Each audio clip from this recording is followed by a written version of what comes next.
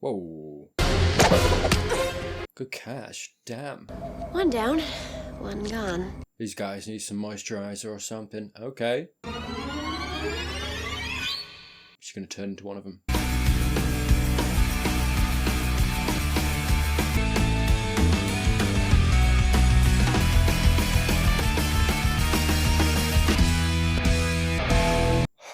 Scabby demon number 1, big check in the sleigh column. Well done, mate. We've been researching Mayor's forthcoming ascension. What do we know? It's not the ritual flaying of the demon Azarath. Sweet. I don't know what's going to happen. Kind of an anticlimax. Yeah, a little bit. Angel Charade has brought Faith's treachery into the open. Oh, God. Oh, no. She's gonna start scabbing. Eventually, I just need to put it together. Buddy, why do you walk like that? Sorry. Do you know what? I'm gonna stop bullying him. That's fair enough. Yeah. Eventually, I just need to... Probably a lie. Terribly sorry, I was detained. Official council business. Okay. Quite like your tie, though, mate. Very nice. I was just filling Buffy in on my progress regarding the research. And what took up the rest of the minute? Hey. Oh. Yeah. A little bit of sass. Of course, my work is unofficial. Exactly. Pro bono, mate. Which is usually a phrase that people use around Giles, I think. Pro bono! No, sorry. You will have something to add. Well, Go on. with certainty, that the demon Azarath... I knew it. Seeing him bad, even pretend bad.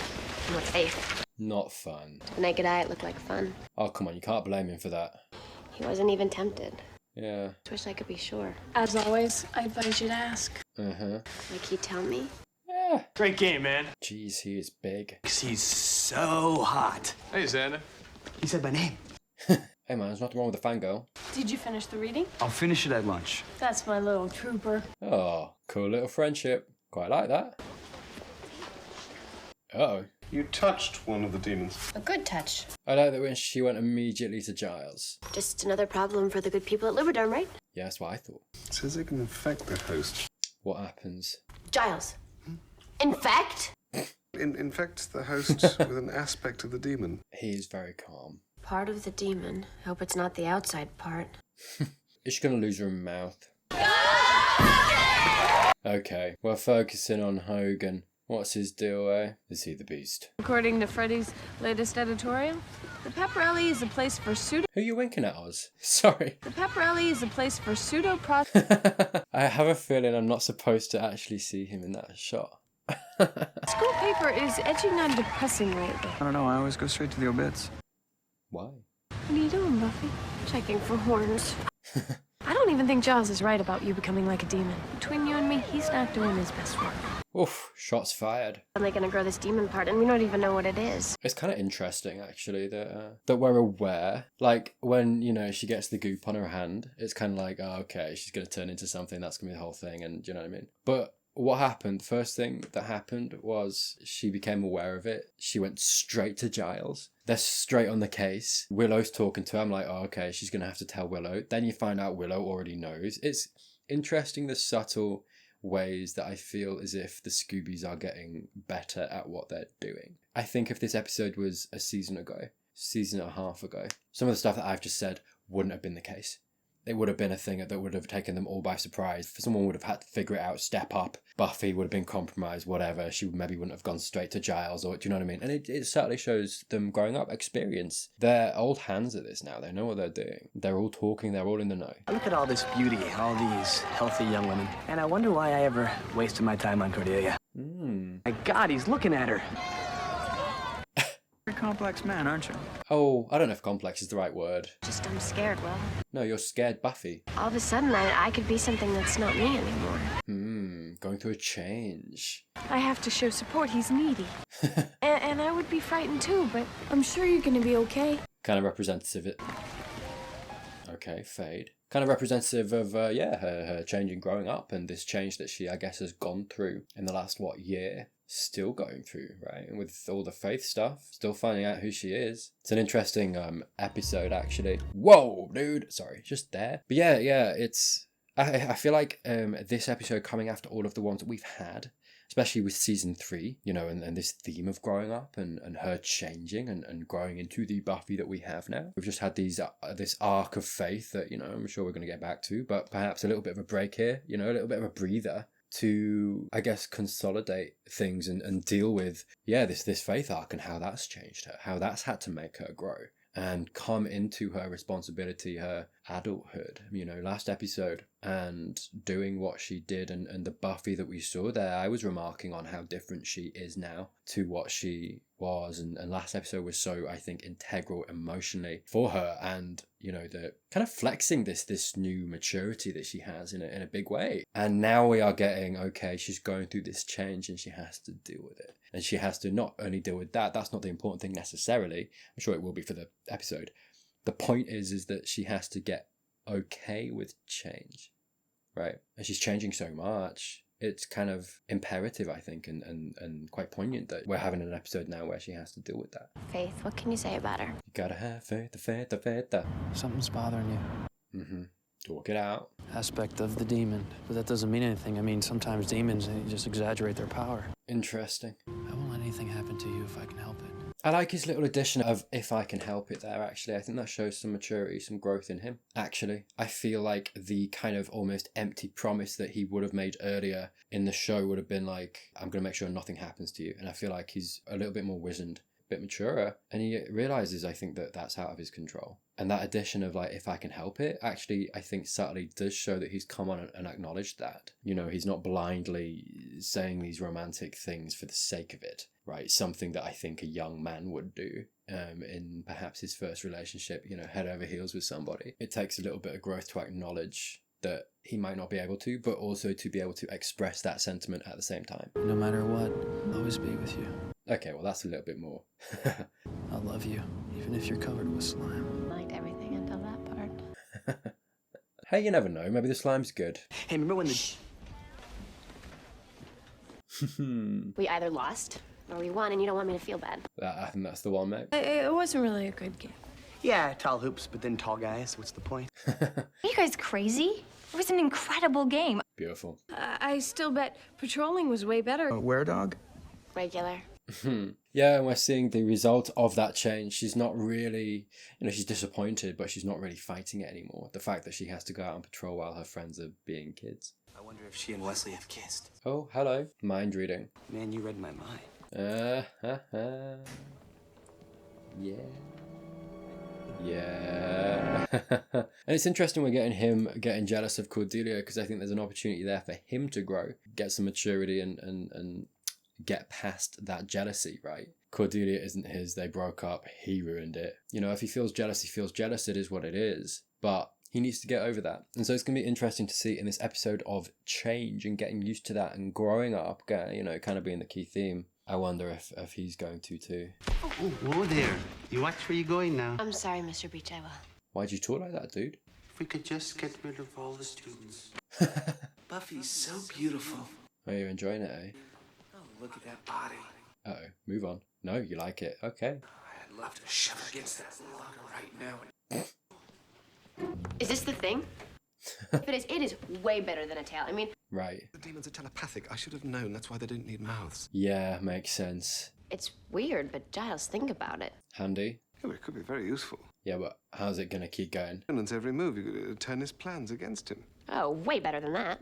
Jealousy. Well, he was passed over for promotion. Cassio was picked instead. Buffy did the reading?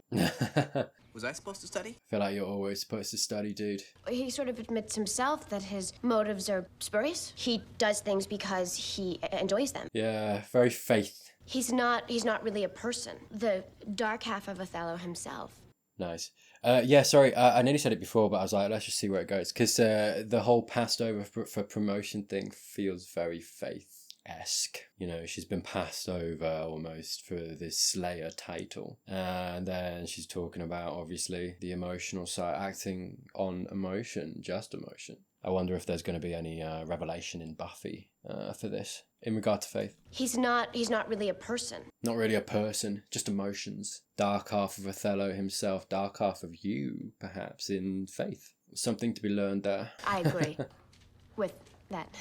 Willow's clocking on, I think. Yes, and doesn't that also explain Othello's readiness to believe Iago? Othello's readiness to believe Iago. He turns on Desdemona. He believes that she's been unfaithful. There we go, Angel. Angel, Faith, Buffy. Or our girlfriends or whatever don't really love us. Okay, no. We can never really see what's in someone's heart. No, you can't. That's part of the journey. You got to trust. And hey, if you don't have that trust, if you lose that trust, then yeah, it can't work, really. Really quickly, listen to me. I'm talking like Faith. You know, I think she was... What's going on? Well, the thing about You Faith... can't get into my mind. Oh, he sensed that. It's like the mirror. The thoughts are there, but they create no reflection in you. Huh. Interesting. You don't have to play games with me, Buffy. Just ask. Never. Nice. Well, you're not exactly Joe. Here's what I'm thinking. So ask me. Yeah. You never ask him. Oh, but that would have made sense. Faith?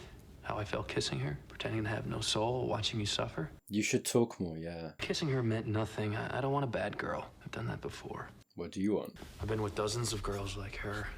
More. And there's no comparison. You're the best, mate. In 243 years, I've loved exactly one person. There we go. We found the romance. It is me, right? Next time, just ask. Yeah. Okay. Yeah, and it's interesting how we are getting her, you know, Willow repeated the whole ask him, talk to him. We had that in Enemies. And I remember at the time it was like, yeah, but Buffy, you just need to talk to Angel. You need to talk to him first. We had this whole rigmarole of her going, oh, but that would have made too much sense kind of thing. And then obviously Willow says, go talk to him. She goes talk to him. Sorted. Repeating that here, revisiting that here. What does that demonstrate? It's kind of pressing home this thing of they're actually communicating like adults now. Normalizing this idea of talking, of asking, of not overthinking, not doing the childish thing. Again, something I think that has been, you know, in the last couple of episodes that goes to demonstrate this growth in both of them. And actually this growth in their relationship too, that is more akin to an adult relationship than a childhood one. Like, say, immortality? I'm dying to get rid of that. Funny. Ah, really? I'm a funny guy. Okay. How can I be your friend now? She doesn't need me. No, I do need you. Oh, yeah, come on. Some precedents for occurrences such as this. Red tie. Wesley, I'm liking the colour that you got going on. I am my thoughts. If they exist in her, Buffy contains everything that is me, and she becomes me. I cease to exist. Beautiful. God, Xander, is that all you think about? Bye. We're all better off, I feel. Look at Cordelia. No. She's a student. Oh, I am bad. Oh yeah, give yourself a spank. I'm a bad, bad man. Yeah. Excuse me. Why are you going into a private room? There's absolutely fan fiction of Wes and Giles, isn't there? Sorry, I had to say it. It was living in me. I needed to get it out. Much like the two of them, do you know what I mean? No one else exists either. Buffy is all of us. We think, therefore she is. No, don't think that. I can't help it, Buffy. Yeah, this visualization, this representation of change in Buffy pushing her friends away, which is what we've seen, right? And perhaps is going to make that fear for her all the stronger. You know, and I feel like perhaps there's a journey we could go on here of trying, you know, the episode trying to demonstrate that change isn't a bad thing. Doesn't have to be bad, doesn't have to lead to splitting up of the Scoobies. You know what? You stay. Getting a headache, I'll go. Giles. Yes, Giles. I hate my body. Yeah, it's overwhelming after a while, isn't it? I feel like. I have the worst place. Get rid of the students. Dude, you should keep an eye on him. Here, it's happened before. Okay, what happened to him? He's dead. He can't communicate with anyone. Oh god. Dead? No mouth. No, he's in complete isolation. Beautiful, okay. You can't shut it off. Right, oh god. Yeah. Alright, so it's more better. Hey, give me some mash any day. I love potato, man. Come on. Am I normal? Are you through with the mashed potatoes? Never, mate. The test is today. Creepy boy behind her. This time tomorrow, I'll kill you all. Whoa. Who dat? Well, that's handy. She touched me. Okay. I do really need her to eat some mashed potato, though. Understandable. No, I have to find them. Are you sure they meant it? Yeah, I mean, who hasn't just idly thought about taking out the whole place with a semi-automatic? Hey. Oh. I said idly. Topical. You should go home. I'll take you home. Yeah, bless you, mate. We'll do it, Buffy. A list of all the students. Yeah. Are we thinking the beastie is disguised? Mr. Beach, he thought something about Yeah, Mr. Beach is sus, dude. Also, the kid at the newspaper, or Hogan, right? This is the thing. The episode has like really effectively thrown a few new people into the mix, right? You got Mr. Beach, you got the newspaper kid, you got Hogan. All of this emphasis on these characters, right? Like, you know, really early on in the episode, obviously knowing that there was going to be a who is it later in the episode. Really nicely done. And it'll be interesting actually if they did that for it only to be none of them. I can't even be around people anymore. Yeah, that is rough. We gotta fix this. I'm still having trouble with the fact that one of us is just gonna gun everybody down for no reason. Yeah, because that never happened in American high schools. I'm glad you said it, mate. Bordering on trendy at this point. Oh. How much progress has been made over... Oh my god. 20, 30 years, hey? Save the kids, unless it's to do with guns, and then we've got to keep those. There, you look better already. Why'd you dress her as a cow? Gonna get you another pillow, but you need another blanket. Being babied. About some soup? Oh, always, mate. What's on the menu? Chicken and stars? Stars of what? I've got laundry. Why are you... You had sex with Giles? Really? Had sex with Giles? Wait, was that in that episode, or has it been a separate occasion? We were teenagers. Right. On the hood of a police car? Really? That's where that went? Perfect. Twice? Beautiful. Hey, Giles. Ooh. Well done, mate. Hell. God damn. Fantasies are fun, aren't they, Jonathan? Oh, we're doing this again. This is the second time she's interrogated him now. Sorry, I dropped what I was saying. The whole scene with Buffy being in bed and kind of wanting, you know, safety and support of her mum, and her mum being like, no, I can't, I got laundry to do. This very stark scene where I think Buffy, the child, wanting, you know, she's trying to embody that, and she needs her mother, and her mother's not there, her mother's busy, has to do something else, she has to take care, Buffy has to take care of herself. Again, a small scene meant to show this place that she's in now, that she has to be on her own and be okay with that, and she needs to survive. You know, this kid, this child versus the adult that she's had to become. Do you ever feel that you've created a false persona for yourself, the guy who does everything right, and how much of a strain does it put on you to maintain it? Guess moderate strain? Oh, I like that you're engaging with it, mate. I was just wondering, were you planning on killing a bunch of people tomorrow? Oh, it's for the yearbook. So turn-offs include smoking. Now, your idea of the perfect romantic evening. Buddy. Okay. It's that kind of Xander episode, hey? Do you ever feel that you've created a false persona for yourself? Sorry, I went back to that because I feel like everything in this episode is kind of geared towards kind of showing you the process of growing up. That whole thing, I mean, having a persona or whatever it might be, or feeling like, you know, people perceive you a certain way and feeling pressured to act that way, you know, whether you're the confident guy, whether you're the funny person of the group, you know, and sometimes you're sad and you don't want to be funny, but everyone expects you to be, so you have to, you know, you feel the pressure to do that or something, you know, etc., etc., etc. I feel like part of growing up, and, you know, look, that can be something I think that affects adults too. I think it is. But I feel like that is an aspect of humanity that I think, you know, the process of truly growing up is realizing you don't have to do that, and actually you can just be yourself. And the pressure to be a certain way is, you know, understandable, but I think to a certain extent perhaps lacking in the growth it would take for you to be happy in yourself, right? And I know that Oz is asking that because he's trying to figure out, you know, who is the thing, but it's just interesting that it was phrased that way in the episode that we have. Alright, this is the newspaper kid. Teacher fails competency class. Dropouts find happiness. Interesting. Dude, that is sus. I got a level with you. Damn, it's getting stronger. Sorry. This is a little bit of a reach. It is. But I'm gonna go there anyway. She's dressed as a cow. And I made a joke. I did. It was a joke. But I'm like, what is a cow typically used for in society? It is milked for all it's worth. Literally. And it's so interesting as we're seeing Buffy struggling because she is being, you know, stressed out by this thing. But I mean, what have we seen all season? What have we seen all show? Buffy taxed to her limit again and again and again. And what does she have to do when she's taxed to her limit? She has to just get on with it. She has to overcome it.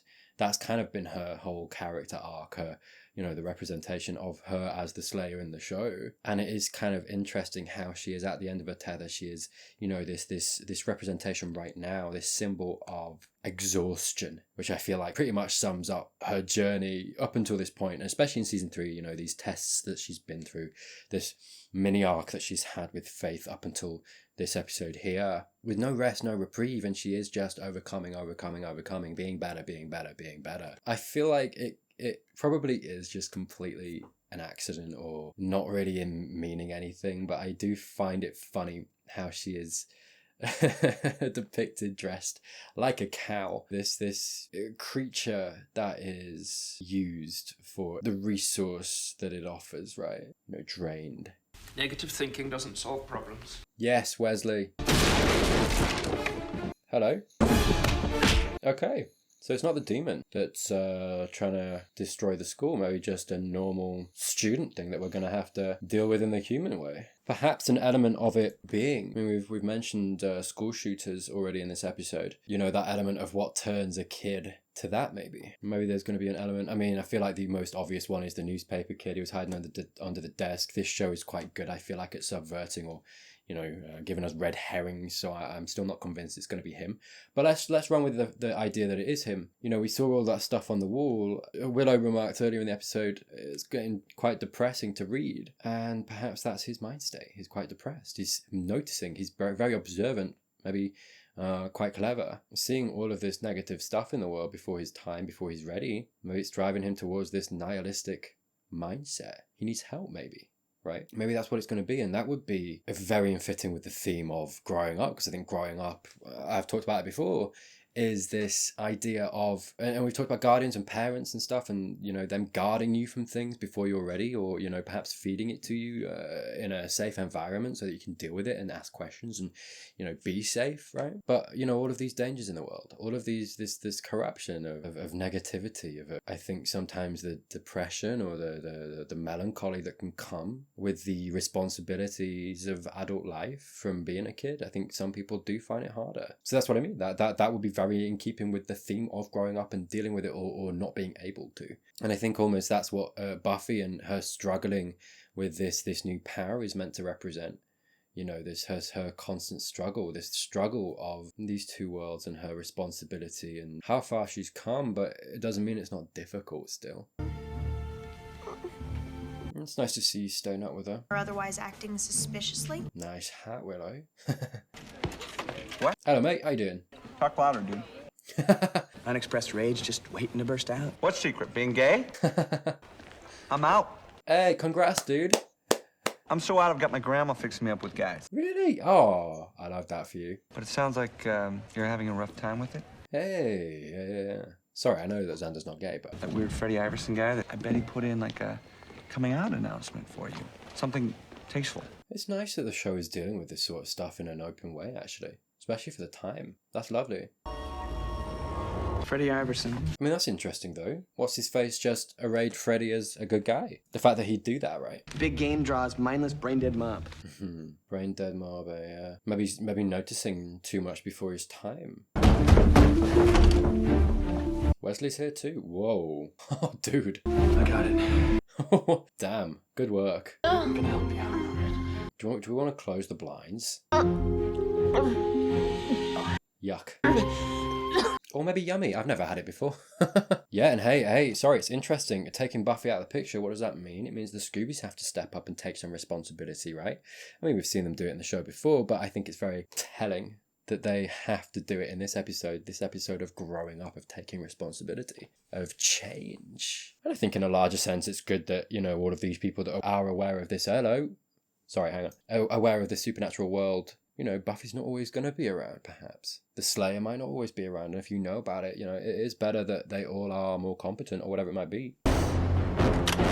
It is him. For real, dude. Ah, this is what I mean. None of the people that it kind of set it up to be. Even had the second interview with him, which makes you think, 'cause it wasn't him the first time, that it's not him. Murder? You're not here about the review? The review? Uh-oh. You missed it? Of the band? Play their instruments as if they had plump Polish sausages taped to their fingers. Sorry, man. No, it's fair. I knew he'd be cool about it. No, it's cool. I love Oz. Buffy! Buffy. You're okay. Are we getting this guy in on it? Can you hear thoughts? Okay, cool. She's sorted. Easy done. It makes sense because I feel like the whole point of the episode wasn't her with the mind. The mind reading was used, I think, to represent something, which I was talking about before. And like I say, taking her out of it was also meant to represent something too. The important part of this wasn't the supernatural element, simply what I think it was trying to show. And I think it's more important. I feel like it weighs more that this isn't a supernatural threat. It is just someone struggling with life, you know. And if it's this kid here who's got his reasons, and obviously this isn't valid at all, but I think, you know, the way that he's going about it isn't valid at all, and you should never turn to that, but clearly a cry for help. And it's like, yeah, absolutely, you need to be taking firearms away from kids, from people, God, especially stuff like, you know, what he had in that case, right? You know, the sheer amount on offer that's so easily accessible to people. Yes, that's an issue, but there is a secondary issue. Some might say the first issue, and the guns being the secondary issue, of this lack of mental care. You know, these young people are clearly going through something. And I think one of the most important things in regards to the human experience is growing up, is dealing with this world that, sorry, but frankly has got worse at this stuff in a lot of ways. You know, the onset of social media has made it, you know, thrown so many more trip mines into that. I can't even imagine growing up with that now. The sheer amount, the sheer volume of it, and what it's doing to kids' mental health. We need to be caring for them. This thing that we all go through growing up is, you know, more difficult for some than others. I think difficult to a certain extent for everybody, right? And these formative years are so important and influence our adult lives so much. And that's what the episode's about. And I think it's telling that we are dealing with a school shooter. Because I'm not saying that that is always going to be the issue with that, you know, the cause of a young person doing that. But I think it's a good place to start. You know, it's wild, the sheer amount that the US has. Yes, it's a gun issue. It is. But the underlying cause of that is kids clearly struggling, whether it's their personal life, whether it's school life. I think we underestimate how taxing sometimes it can be for a kid. Even, you know, all of this schoolwork, these exams, these tests, all of the homework, the social stuff you have to go through and deal with as well as a kid. All of this pressure from this direction, this direction, this direction. You know, some kids have it easier than others, like I say, but we put our kids through so much. And we just expect them to be okay because it's normal, or has been normal for however long. And it's like, I'm not trying to say we shouldn't be teaching our kids or having them go to school, but, you know, school is capitalism light, right? Preparing them for the work world, getting them used to getting up at early hours of the day, doing their work, having lunch breaks, going home, having their recreation time, their dinner time. It's the exact routine that we are all taught to get used to. It's taxing. And I think sometimes as an adult, it's easy to fall into the trap of looking at it and being like, they've got it so easy. And it's like, yeah, but they don't know that. You know, to them, it's their world. I remember when I was at school, the school day felt so long sometimes. And now I look at it and I'm like, wow, 9 to what, 3:15 or so? Dude, so many people would kill for like 6-hour work days, right? I feel like sometimes a lot of adults judge it that way when it's like, dude, come on, perspective. We need to learn perspective. I'm sure you understand that I had to do it. I had him in my grasp. You did. You dropped the ball there, dude. Slippery weasel. How does he have access to that? That's crazy. Jonathan! Ooh, Jello. Dude, don't get okay. Yeah, like there were going to be some people who disagree with me, I think, but if you ask me, school shooters, like the kids perpetrating school shootings, like we failed them. I think, you know, putting all of the blame on them, they're kids at the end of the day. There's a reason they got to that point. And I'm not saying, you know, it's always a grain of salt. I'm not saying that they didn't make a decision to do their thing. You know, not every student is deciding to do that. There is always the choice to not do that. But, you know, like I say, every kid's experience is different. And everybody has their own limit as to what they can handle. And that's okay too. That's humanity, mate. That's humans. That's what we are. Yeah. If you ask me, sorry. But whenever a school shooting happens, you know, taking the gun conversation out of it, like it is a failure on us as adults. To these kids, to our kids. Damn, just in front of everybody. Yeah. Wow. There we go. A Slayer in her prime. Damn, that was nice. Get away from me. Now she's gonna have to talk him down. The Slayer can't help her here. I mean, maybe she's gonna grab the gun or, you know. No. No stopping. Yeah, I think she's going to talk him down. Go away. Never gonna happen. Yeah. Yeah, because this is the most important thing I think you can do story-wise for, you know, what we're doing with the theme here, is for her to talk him down. We've seen her rely on her brains and you know, talking to people or whatever it might be and trying to, you know, we have seen this aspect of her before, but I feel like her relying on this maturity, this inner maturity that she has, just fits with this theme. Not relying on the brawn that we've just clearly seen her demonstrate. I feel like this, if she talks him down and that's the way this goes, this is exemplified by that scene that we just had of her running up and this very physical demonstration of her prowess, right? It's like, look at what she can do. She could do that right now. She's fast enough, she's quick enough, she has enough experience to probably, you know, this kid who might well never have wielded a gun before, or at least not in this scenario, right? He's shaky, he's not sure of himself. She can take him physically, she can probably do that. But I think it takes a lot of maturity to try to talk him down and to not choose that option, right? It's the adult decision to be made there, which I feel like I say, is so in keeping with the theme here, and it's why it would be so important for her to do it that way. And like I say, exemplified by this show of physical prowess and the fact that she's choosing not to use that here. It's almost this show trying to be like, look what she could do, she's not going to do that, and that has meaning. I don't know, Jonathan, I just... Stop doing that. Stop saying my name like we're friends. Yeah, bless you, mate. You all think I'm an idiot. A short idiot. I don't think about you much at all. Mm. You have all this pain, all these feelings, and nobody's really paying attention. Yeah, that's rough. You think I just want attention? No. I understand about the pain. Yeah, no one knowing you've been through that. Because the burden of being beautiful and athletic, that's a crippler. All right, mate. You know what? I was wrong. You are an idiot. Okay, let's... My life happens to, on occasion, Yeah, okay. suck beyond the telling of it. Now we're getting somewhere. Oh, and that was what I was going to say as well. Sorry, this is a great test for her, whatever she's going to have to deal with Faith. Because, like I say, this maturing and having to talk him down from a place of intense violence. When have we seen that before?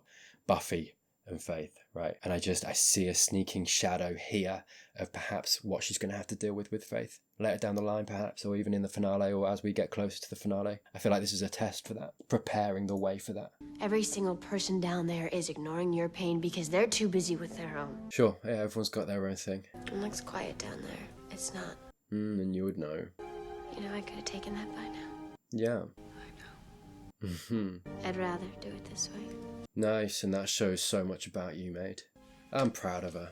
She's come so far. I just wanted it to stop. Mass murder? Not really doctor recommended for that kind of pain. Yeah. I wouldn't ever hurt anybody. You're gonna do it on yourself. I came up here to kill myself. Yeah. What a great human episode. Rat poison? Lady. Oh, she's the one, okay. Rat poison! Oh my god. His jello thing. Oh god. Oh my god. Duh. Okay, let's calm down. Vermin. You're all vermin. Okay, lady. You eat filth. Well, you could have made that mashed potato magical, mate. That's on you. That's on you. No, I'm sorry. You can't besmirch the good name of mashed potato. Okay, I'll not have that. No, that's my line. That is my line. Yeah, it is. Dear God. Like, you're wasting your role here, lady.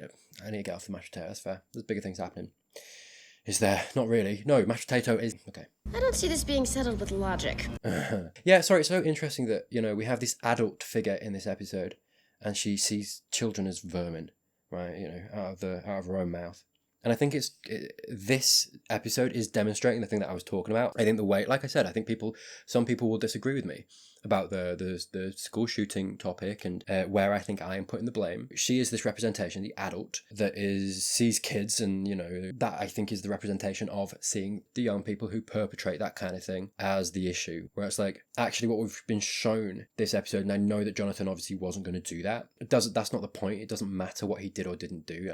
I'm talking about, you know, the themes that we're dealing with and the representations of all of these things, right? What we actually saw was the kid who is struggling, and it's not his fault.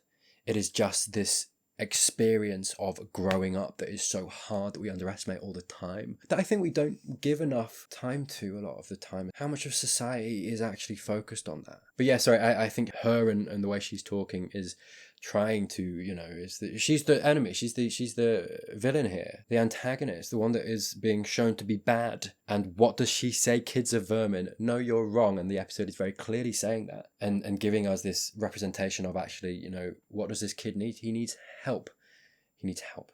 And I love that. And I think, you know, it is kind of almost a basic kind of throwaway monster of the week in certain respects, but I think it's such a deep human story dealing with a really heavy topic.